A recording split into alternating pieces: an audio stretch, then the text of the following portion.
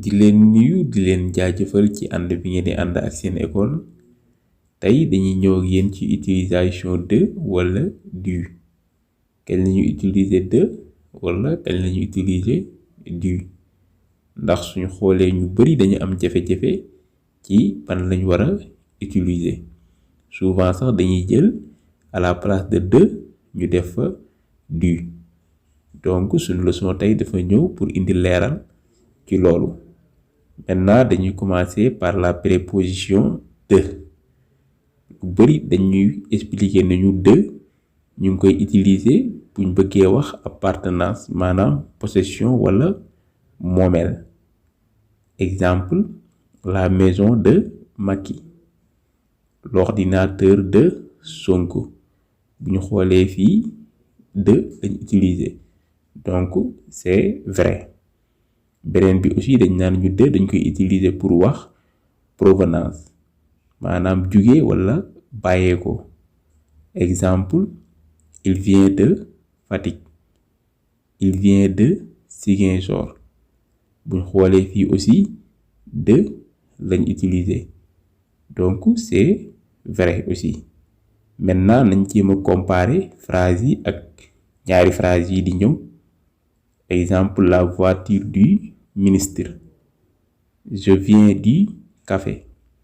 buñ xoolee première phrase bi mi ngi wax aussi appartenance wala moomeel et fii boo xoolee du lañ utiliser. beneen bi aussi mi ngi wax provenance et aussi du lañ utiliser donc lan mooy différence bi kon jafe-jafe am na donc dañuy indi tuuti leeral ci loolu règle bi nga xamante ne boo ko utiliser di nga régler problème boobu. donc fii souvent da ngay poser la question ban mot wala ban nom moo ñëw après fi nga war a def de wala du. donc dañ leen koy expliquer sous forme de cas ñu dem.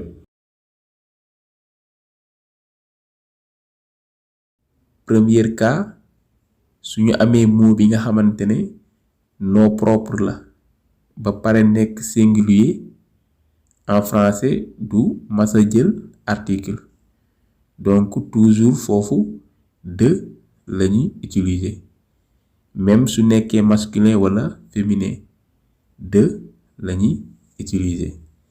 Exemple, la voiture de Macky, le portable de Marème, je viens de Fatick.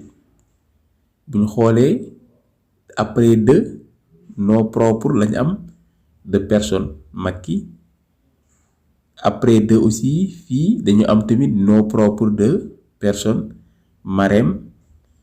je viens de Kaolack boo xoolee après de dañu am nom propre de chose donc nañ mën a jàpp ne fu ñu gis nom bi nga xamante ne nom propre la nekk singulier moo xam masculin la wala féminin toujours de lañuy utiliser. Deuxième cas suñu amee mot bi nga xamante ne du nom propre maanaam nom commun la ba pare nekk singulier ensuite mu nekk féminin su fekkente ne première lettre bi consonne la donc foofu dañuy utiliser de la. Exemple, le portable de la femme, le chien de la maison.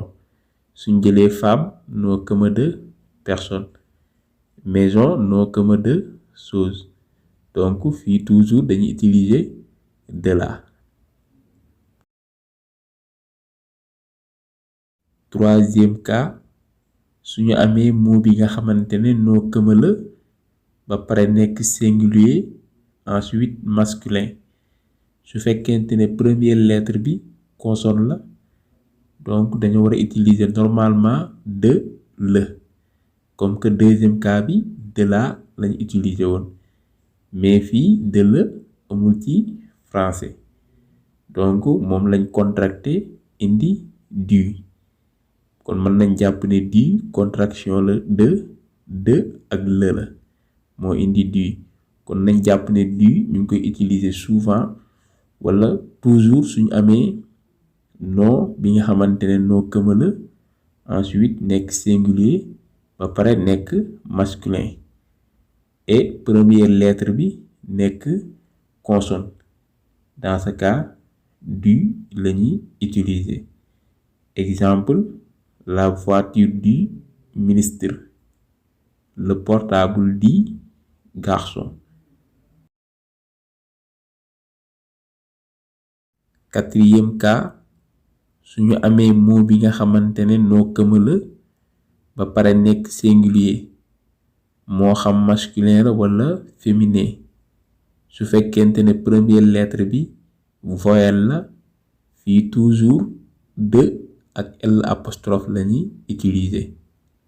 Exemple, l'ordinateur de l'élève, les notes de l'étudiant. Cinquième et dernier cas, bu ñu amee mot bi nga xamante ne nom commun la ba pare nekk pluriel fii toujours des la ñuy utiliser. Exemple, le bus des travailleurs. Faaw ñu def attention parce que am na mots yi nga xamante ne toujours de lay utiliser wala des apostrophes.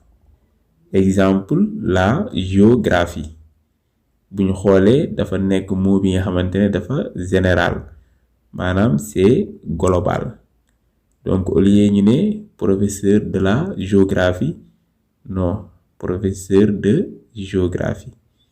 D'autres exemples, professeur d'anglais au lieu professeur de l'anglais non c'est professeur d'anglais.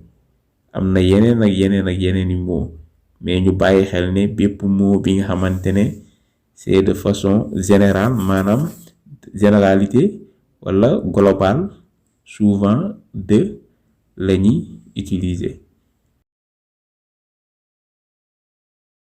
Voilà loolu lañ leen indiloon di leen wax ne képp ko am loo ci yokk wala looy demander nga bind ko ci commentaire yi. di leen wax ne pour continuer di ñuy topp da ngeen di abonné ci chaîne bi di leen jaajëfal ba beneen yoon.